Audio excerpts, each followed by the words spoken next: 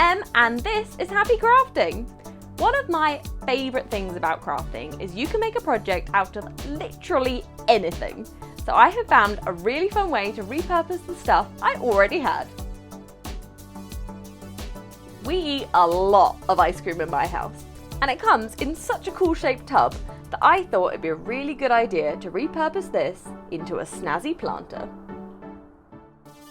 So the plaster comes out nicely, we're just going to brush on a little bit of Vaseline. There we go.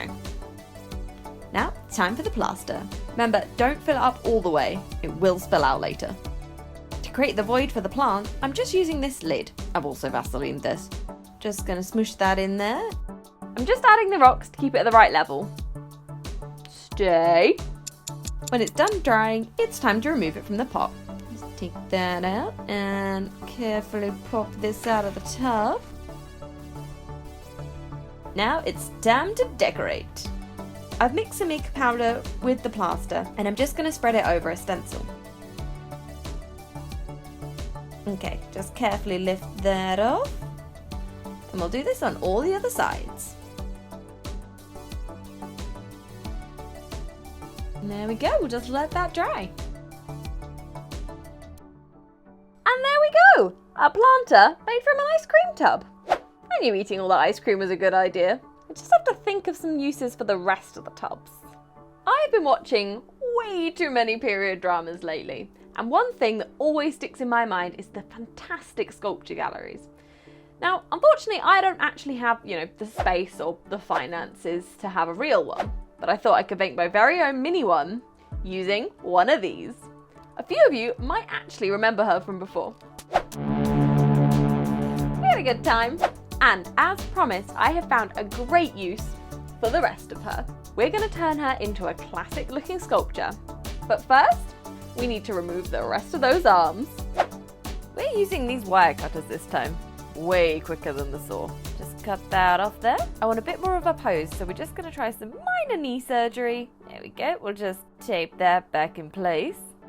Now to help with the sculpted look, we're going to have to remove all of this hair. Just going to cut that off. Really is a lot of it. More reasons I shouldn't be a hairdresser. Now it's time for some epoxy putty. Just going to mix that together until it's one uniform colour and then smush it onto our doll. There we go. We're just going to sculpt up here. We're also going to use it to build up the rest of the body.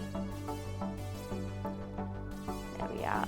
Just use a bit of water to smooth it out. And a little blob for the eyes. Now, for her plinth, we're going to use this soap dish. To hold our statue in place, we're going to use this epoxy glue. Just spread that around.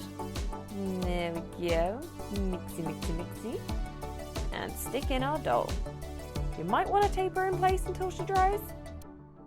Once everything is dry, it's toga time. So we can sculpt it, I'm soaking the fabric in some glue first. And just lay it over the doll. We're going to build up some really nice wrinkles in the fabric. Once you're happy with your toga shape, it's time for some paint. Okay, just plop that on there. Doop, doop, doop. And there we are. My tiny gallery dreams are coming true. I'm so proud of this. She came out so good. And sculpting on Barbies is so much fun. Like any reasonable adult, I have a secret desire to, just become a fairy. Unfortunately, as science is yet to catch up on this, I thought I could live my fairy dreams through the power of crafting instead. I'm going to make my very own giant glowing flower lamp using an old pair of tights. Hopefully there's not too many holes in this pair. We're going to start by cutting the tights into sections. There we go, just cut the top and bottom off there. Now to create our petal shape, we're using some wire. Just twist that together and squeeze at the top to give it that petal look. Time to thread on the tights. Now to hold it in place, we're just going to use some double-sided tape. Just pop that up there. Peel it all off. Stick on both sides and cut away any excess. Okay, we'll just take that away. And we'll just clean up this edge as well. There we go. Starting to look like a petal now. Once you've made a whole bunch of these, I think I've gone for about 8. It's time to add some colour. I'm using a hot dye bar. You are definitely going to want gloves for this one. We're just going to dunk that in there. Once you're happy with the colour, pull it out and rinse it in some cold water. And then leave them to dry. To help cover the join of the petals, we're going to use this little pot. I'm just going to cut the top off here and highlight all the spikes. There we go. And a nice little ombre greeny going on here. Hopefully I'll make it look like it's just one plant. The stalk of my lamp is white, so I'm going to blend it down into a white. Okay, just mix that on there. A crucial part of our flower light is the lamp.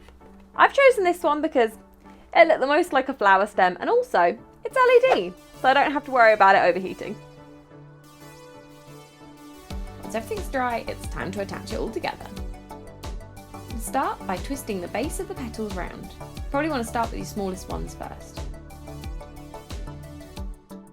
Then keep adding petals in a similar way. To cover the head of the lamp, I'm just twisting these 3 together. And just add a bunch of hot glue here. And here's our little connector. So magical! It works so well! It's definitely giving off those enchanted fairy vibes. The only problem is now resisting the urge to fill my entire house with them. I wonder how big I could go. It's been so much fun repurposing all of this old stuff. If you guys try any of these or any of your own crazy creations, we'd love to see them. And remember, if you want to see more of this, comment, like, subscribe, all that jazz. But till next time, happy crafting!